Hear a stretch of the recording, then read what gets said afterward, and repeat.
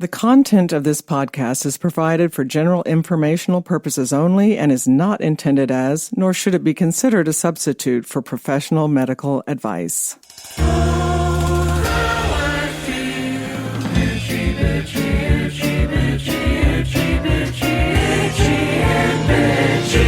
Hello, everyone. This is Karen Nickel, family nurse practitioner, and this is Itchy and Bitchy, a podcast that provides answers to your many unanswered health questions. I am thrilled to have Donna White here today as my guest. Donna White is an expert in bioidentical hormone replacement therapy with over 30 years of experience. She is the founder of the BHRT Training Academy that trains providers how to evaluate and treat those who have hormone imbalances, an incredibly important role because there are not enough of us out there. Her mission is to train 100,000 medical providers in BHRT, equipping each of them to improve the lives of 1,000 women. That's 100 million women spared from the debilitating effects of hormone imbalance. She is also the author of Hormone Makeover, The Hormone Makeover. And as a pioneer in establishing BHRT programs, she has played a pivotal role in advancing the movement for hormonal health. Her expertise is made even more powerful by the personal journey with hormonal imbalance. So she is a compassionate hormone authority.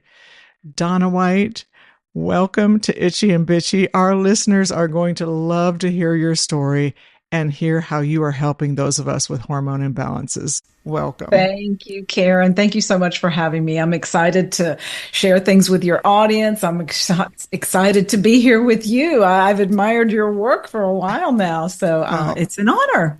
Thank you. It's my honor entirely. So I want to start by finding out what lit the fire under you to make this your life's work. Well, two things, Karen. First of all, well over 30 years ago, in my mid-20s, early 20s, I had an awful case of PMS. I mean, awful. Once a month, I was mean as a rattlesnake. I wanted to bite everybody's head off. I had awful periods from hell.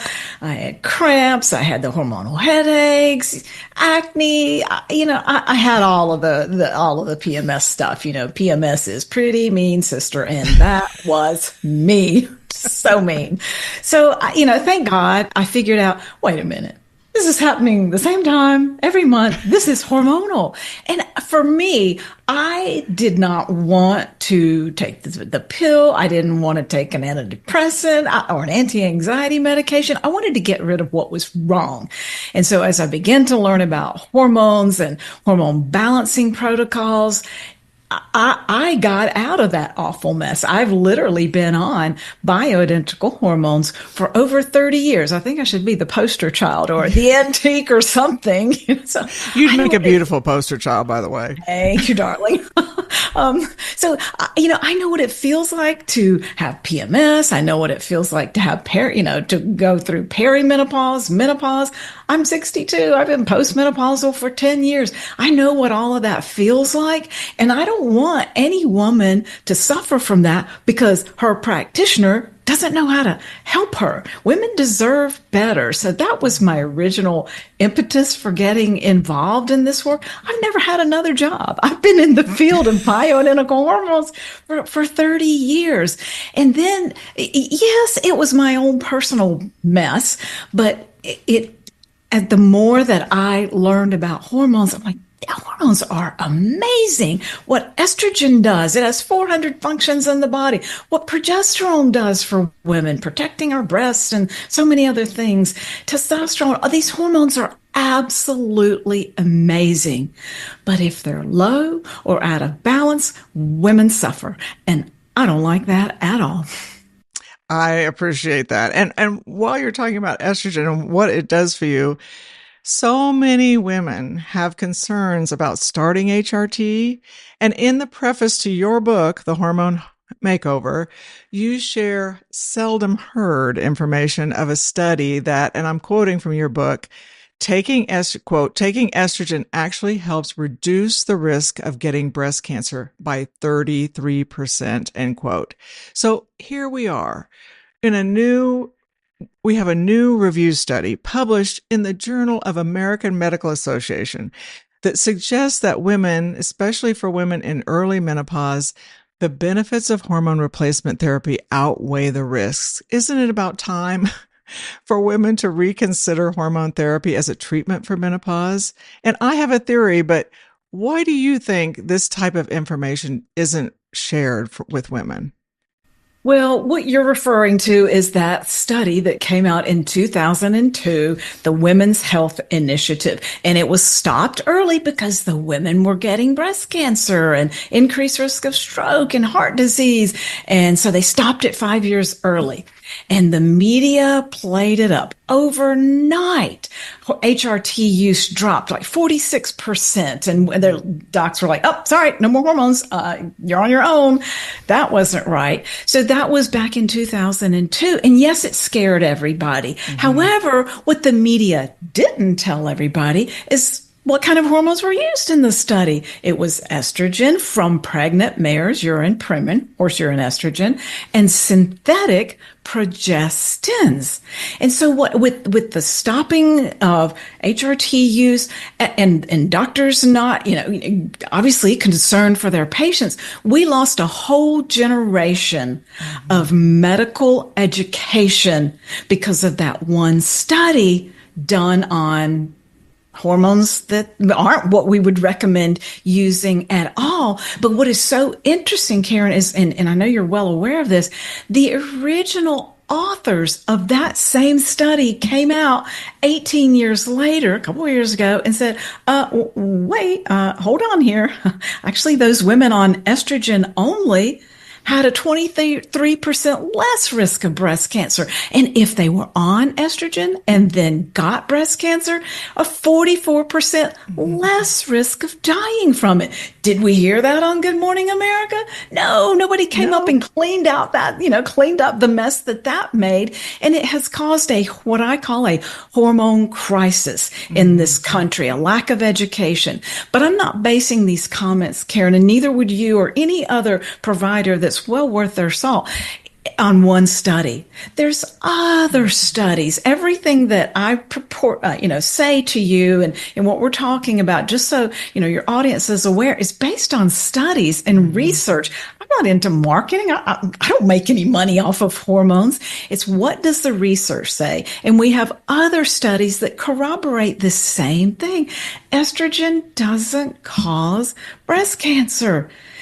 Oral estrogen causes issues. Non-bioidentical hormones can cause issues, but we don't have to use those. We can use bioidentical hormones. So it's very important to me. And that's why I'm so grateful for you and people like you and I that are really trying to get the truth out for women so they don't have to struggle with menopause and just suffer with the symptoms. Let's talk about the truth and get rid of these ridiculous myths so that women can live longer, healthier lives without suffering the throes of menopause. Right. I'm in your camp, sister, for sure, 100%. And I think our media tends to be fear-based, and so it's much more. It draws much more attention if it's a negative report versus a positive report.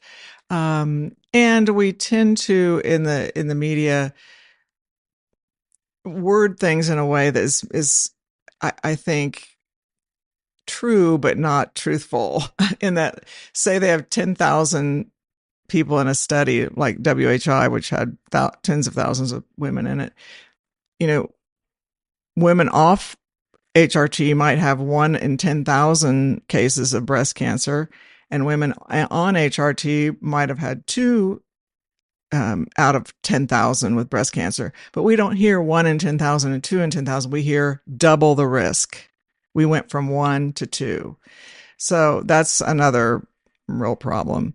So what are the myths that you've heard over and over again about HRT that have kept women from getting the help they need, especially since the WHI study? Well, that is the main one, the first one. I mean, breast cancer is scary. I haven't personally been through it, and probably many in your audience have, but it is a scary thing. But that is probably the biggest myth. And I hear it all the time. Yeah, I've been hearing about hormones, but I don't want to get breast cancer. So that is a myth. That is not what the research says about estrogen. Estrogen doesn't increase the risk of breast cancer. We have the data to support that. So let's, I won't harp on that one any longer. And in fact, other studies show that estrogen also reduces the risk of breast cancer. So that one, it'll probably take us a long time to really get that word out there, but that is what the research says. And the other common myths are that, HRT causes, heart disease. Well, actually, no. HRT helps prevent heart disease. I mean, it's not contraindicated. Hormone replacement is not contraindicated in women with cardiovascular disease. In fact, it can help them recover better from coronary procedures. And hormone replacement, here's another myth, is that HRT increases the risk of blood clots. So if you are at risk of blood clot, then, oh, no, you should never use hormones. No, that's not what research says. It says oral estrogen can increase the risk of blood clots, and so can synthetic progestins. But research tells us transdermal, through the skin, delivery of estrogen and bioidentical progesterone, they don't cause blood clots. So that's a myth as well. And then here's another one that's gotten more popular, that HRT is contraindicated in women over 65. They call this the timing hypothesis. Key word there, hypothesis, that if you didn't get on hormones within 10 years of menopause, or you're older, I'm 62, I guess I'm older now too, but anyways, it's too late, you missed the boat. That is a myth. That is not true. We have studies showing multiple benefits for women using hormones older than 65 or beyond 65, including reduced risk of breast cancer, reduced risk of lung cancer, reduced risk of colorectal cancer, reduced risk of dementia and heart failure. So no, it isn't. And bone disease. Exactly. And that is what is so concerning to people like you and me. If we let our hormones fall to the ground, now, obviously you test your hormones and you use what's indicated, but if we leave hormones at very deficient level, women are at risk for bone loss, like you said, cardiovascular disease, because hormones are cardioprotective, diabetes, dementia, bone density, skin laxity, less quality of life, metabolic issues. We're at risk for the diseases associated with aging if we have certain hormone deficiencies. So I don't want to see women live like that. We live 7 years longer than men. But in our last decade of life, we're at higher risk for diseases, dementia, and disability. Well, I don't want to live longer if I'm not gonna, okay, so facing the fact here, Karen, okay, at 62, not too distant future, I am going to be a little old lady. Well, I'm trying to come to terms with that. I want to be a cute little old lady that remembers what my kids' names are, and that I can get around, and I don't have to take care of them. I can, they don't have to take care of me. I can still, enjoy my life. So yes, I want the benefits of hormones, and, we can talk about that, but I don't want to see, women anymore suffer the debilitating symptoms. Yes, the symptoms are bad enough of hormonal imbalance, the hot flashes and night sweats and can't sleep and weepy and all those things.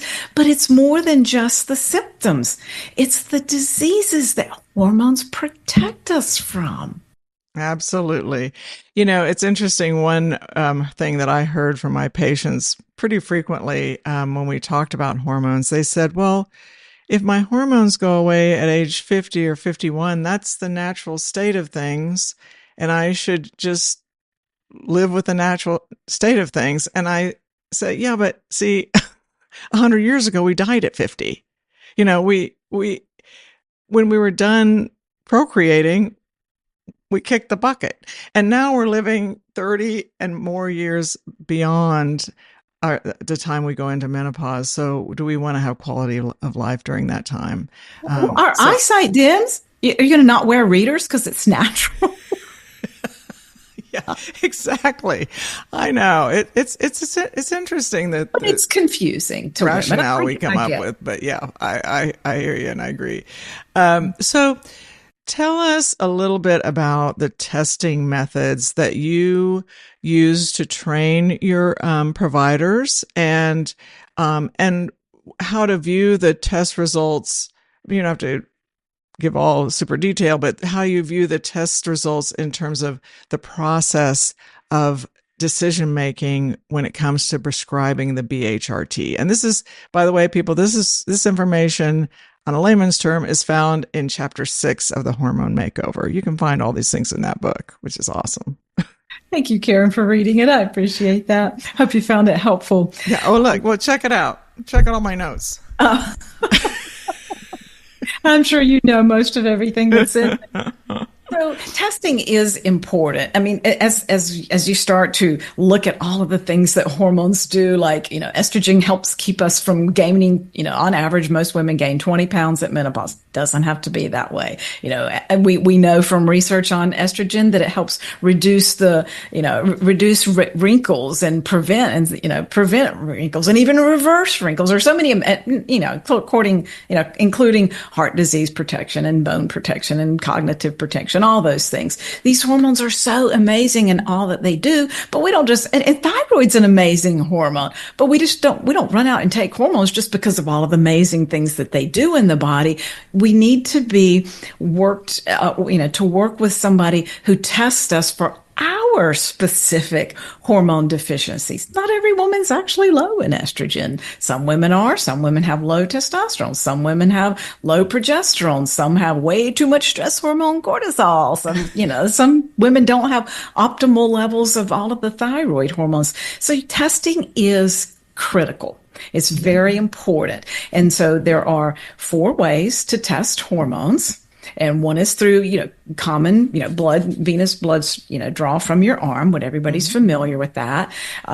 Salivary testing, which is collecting saliva in a little vial. There's dried urine testing, is popularly known as Dutch testing. That's dried urine where you urinate on a pH strip and it checks your hormone metabolites. And then there's also a finger prick, it's called capillary blood spot. So there's 4 ways to test your hormones. And there's limitations and benefits to each.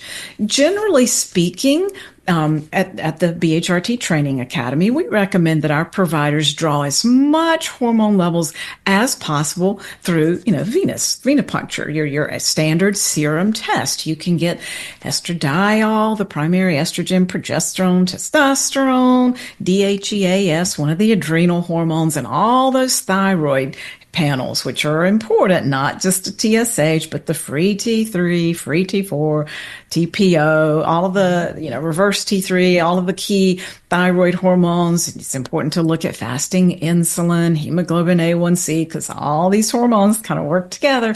So look at as much as you can from blood testing, if possible. And then it's very important to check cortisol levels. And cortisol levels, we call it the stress hormone. And it's so important to hormone balance that it needs to be checked, because it can block all of our other hormones. It can block thyroid. It can block estrogen, testosterone, all of the other hormones, and interfere. So, and pretty much everybody knows high cortisol causes abdominal weight gain.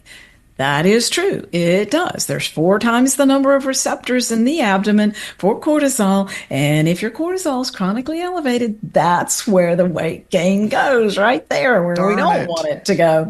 So it's important to test that 4 times during the day, morning, noon, evening, and night, because it follows that pattern. And you really have to do that through saliva or a dried urine test. if when it comes to taking hormones, sometimes we're going to vary the type of test that you need to use to monitor them, whether it's any one of those. But I guess the important point that I think the audience really needs to hear is that you want to go to a provider that understands which tests to run when, but also be fluent in every type of testing. If you call a doctor, you think about going, I might want to go to this, nurse practitioner, PA, or doctor over here, and they only do saliva testing. No, don't do that. Go to a well-trained provider that knows all of the different types of testing, when and how to do it, and how to interpret each of these types of testing, and use them to your advantage as a patient. And along those same lines, hope you don't mind me interjecting this here too, Karen, is that I think women and men need to work with a medical provider that knows all of the different ways to dose hormones. Don't go to somebody that only knows how to put in a pellet. You might not want a pellet. You might not need a pellet. I have a pellet. I love pellets. But you need to go with a provider that knows how to prescribe a cream if you want a cream, how to prescribe patches, how to prescribe certain forms of oral hormones are okay, like progesterone, vaginal source. You want a provider that knows all of the different approaches so they can really tailor their treatment, your treatment, to what you need and what you want as the patient. It's that experience, like what you have, Karen. Yeah. I had a patient, and this happens once in a while. You'll have a patient where it seems like nothing works. You've tried every form it seems possible. And I had one patient where we went through several forms, and the only way, and once we hit the mark, she did fabulously, but we finally ended up just doing all hormones intravaginally. Mm-hmm. And because the mucosa absorbs differently than the epidermis, so that worked tremendously for her, and she was happy to do it. Some people are like, "Oh, I don't want to do that," but she was thrilled because it really solved all her problems. That's for sure. I have seen that, Karen, that shift. Remember, we've been in this a long time. I see more and more providers leaning towards intravaginal or labial application because they're absorbed so well. And, we women, we're used to shoving stuff up there or doing different things. And most women are okay with it. Yeah. Yeah. Well, we're going to take a quick little break, and we're going to have more with Donna White after the break. So please stay with us.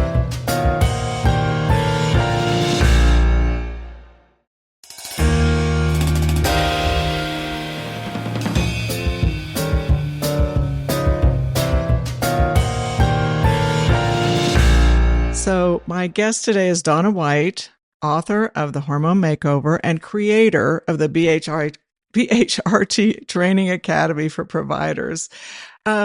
So we were just talking about the different forms of HRT or BHRT.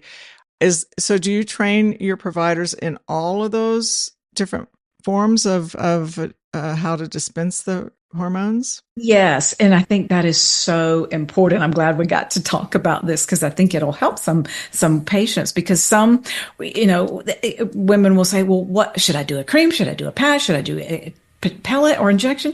Whichever one works the best for you and your needs. Like you were describing your other patient earlier, what she preferred and what worked best for was the vaginal or labial application. Some women, they really love testosterone pellets or, estradiol pellet because they last 3 months. Or, some women don't want that at all. And some women would rather have an injection. I think, and correct me if you have a different opinion, I think the patient needs to have some say. Absolutely. I think that we should, if you don't want to do it and inject once or twice a week, okay, fine. Let's try a cream. Okay, you don't like the cream? All right, let's do a patch and let's do some oral progesterone to help you sleep or vaginal progesterone if you're having bleeding. So I think that the patient having a choice, maybe she's got a budget. Maybe she wants to use an estradiol patch or an oral progesterone from her local pharmacy because maybe she gets some insurance coverage. Maybe she so I like women having a choice and providers that are willing to meet them where they are. I absolutely agree. And the fact is, if you don't do that for your patients, they won't do it. I mean, you've got to find a method that works for them, and then they'll do, or it's the whole thing's pointless. You have to find something that works with their lifestyle, their budget, how they feel about creams and vaginal stuff. I mean, it's so specific. And that's the beauty of compounded hormones, is that it's so customizable. It is. And another thing that's so important, Karen, if you don't mind me saying so, Yeah. is not just looking at the estrogen, progesterone, testosterone, we call them reproductive hormones, but that's not a good word, but they affect so many other aspects of our body and system. But I think it's so important to work with a provider that looks at all of the hormones, the adrenal stress hormones, all of the thyroid hormones that should be checked, the insulin, because these hormones, they interfere, they work together, they interact, and you can't balance hormones by just giving a woman estrogen.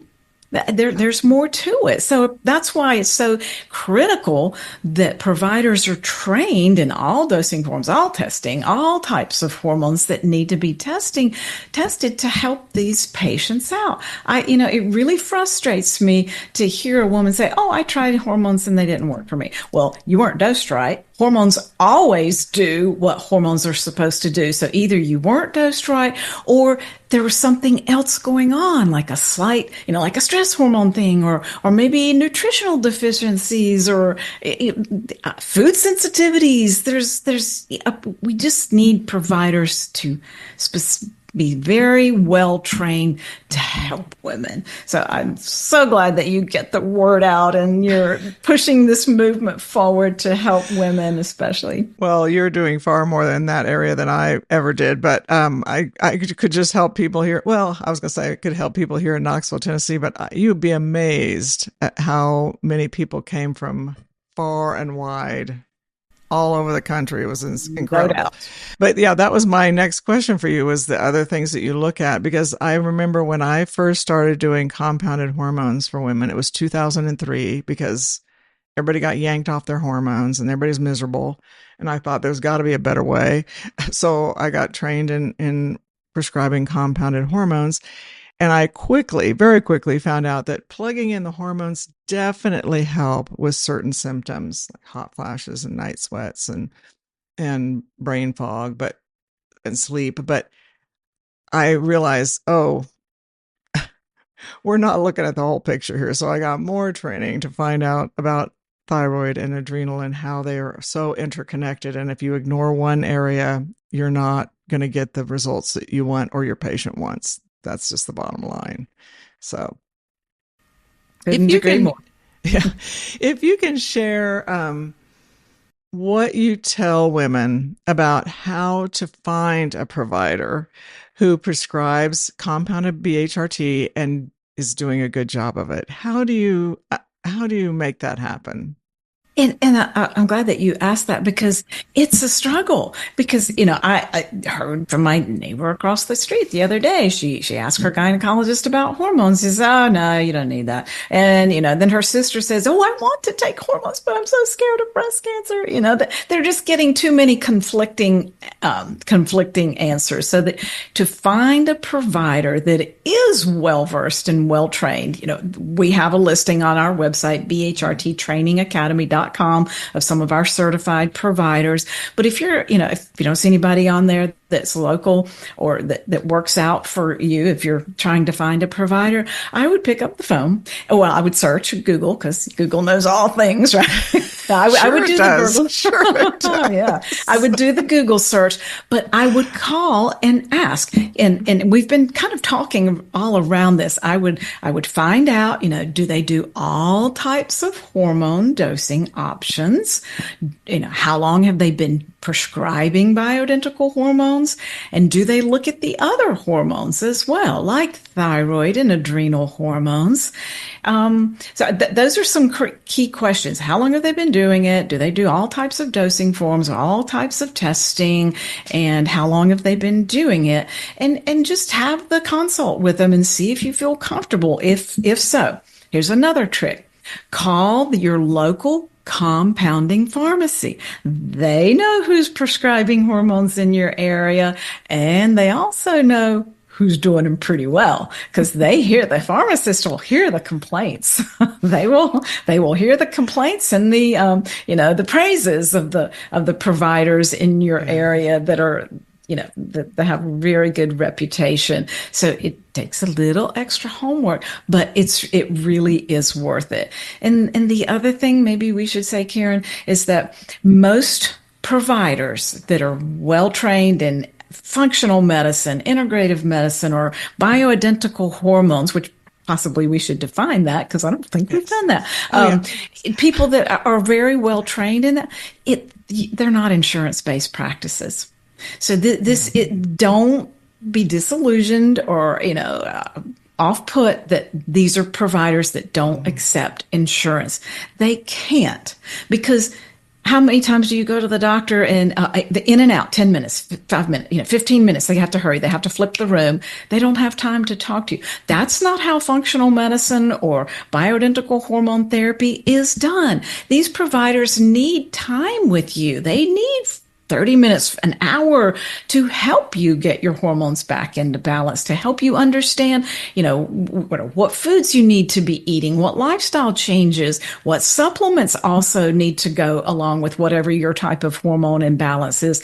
So it's not an insurance covered modality. I'm sorry, but it's not. But think about the results. Women, we don't invest in ourselves like we should. You are worth the investment. Yes, it's going to cost you money to get your hormones balanced, but it's going to change your life. It's going to help prevent so many diseases associated with ages. And my goodness, aren't you worth it? So yeah, we tend to put ourselves last for sure. Yeah. But it's time to take care, women take care of themselves. Yeah. And it was my bad about not defining bioidentical hormone replacement therapy, because I've talked about it for so many years on this podcast. But maybe your audience is already but it's somebody just tuning in does need to know. So I'm happy for you to define that for us. And it's important because there's different types of hormones, and that's where some of the confusion comes in about breast cancer or blood clots or heart disease. So I put them into two categories: bioidentical hormones and non-bioidentical hormones. So let's start with non-bioidentical hormones.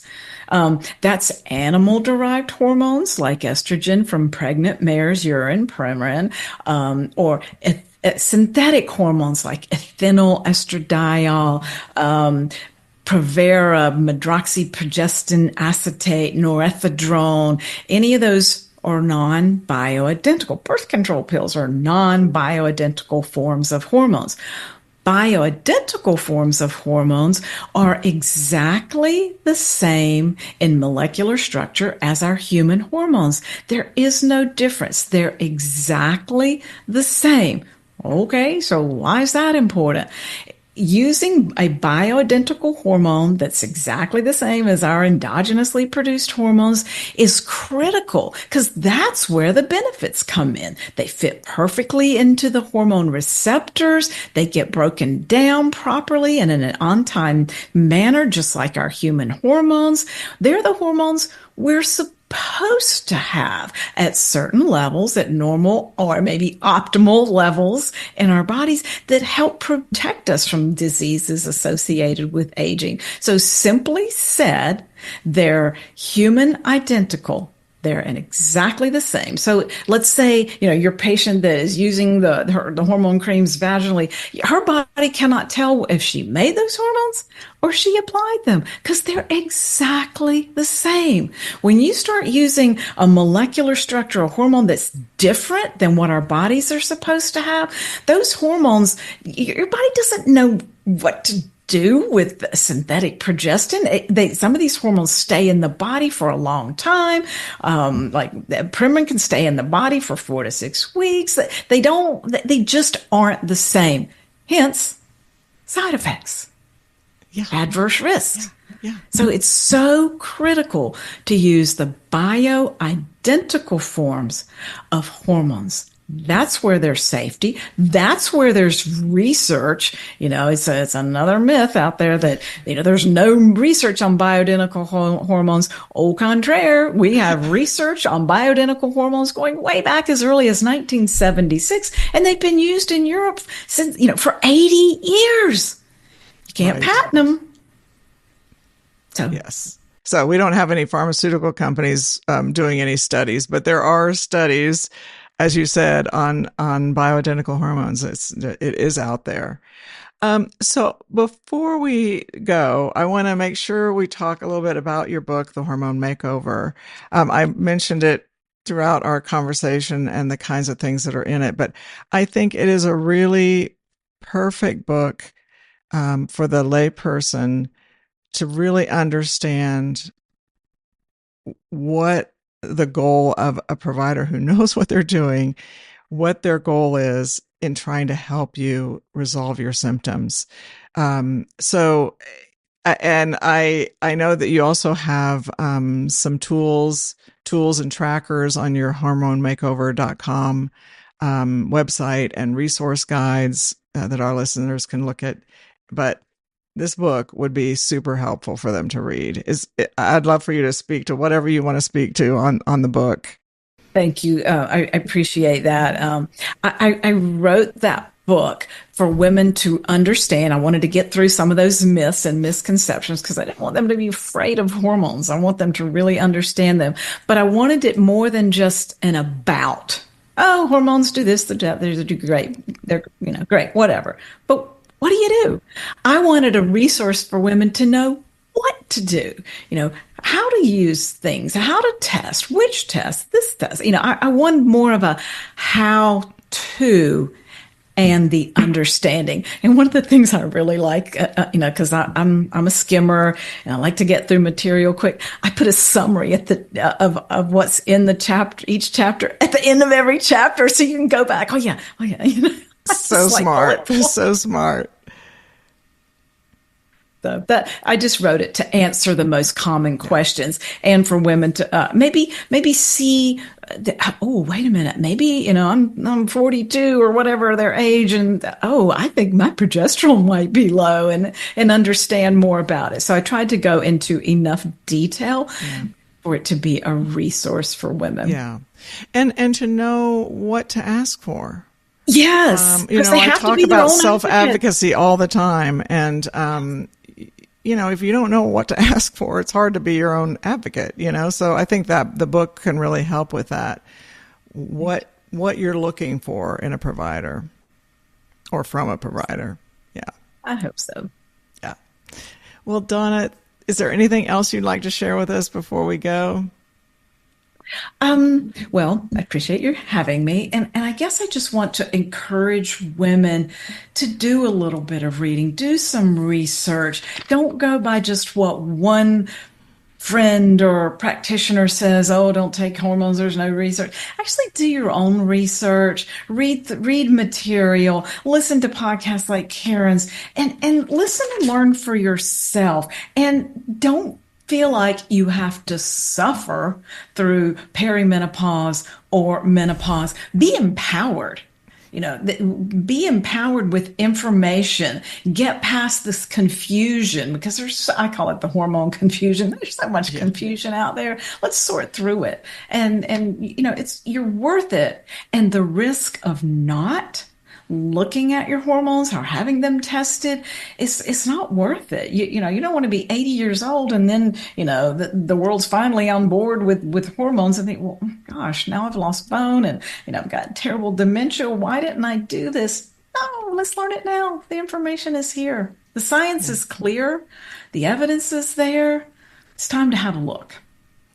Thank you so, so very much. I love hearing someone preaching the same things that I preach. I think it's fantastic. And you're very, so well versed and so helpful to our listeners.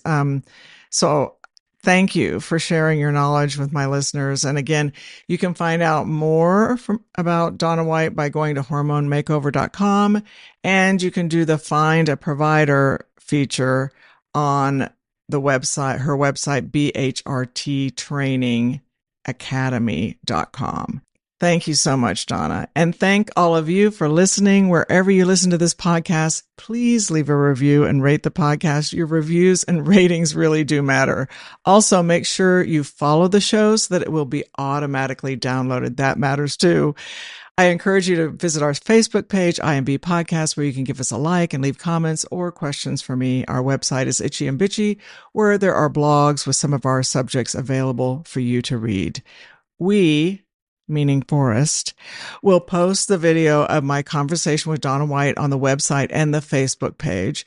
Also, on the Facebook page and website, we have the information about how to schedule an appointment with me so we can chat about how my perimenopause course can help you if you're going through this phase in life. As always, thanks to Forrest Wenzel, our producer and composer of our theme music, and the person who does all the behind the scenes work to make this podcast possible. Thank you, Forrest. And always, always remember, your health is in your hands.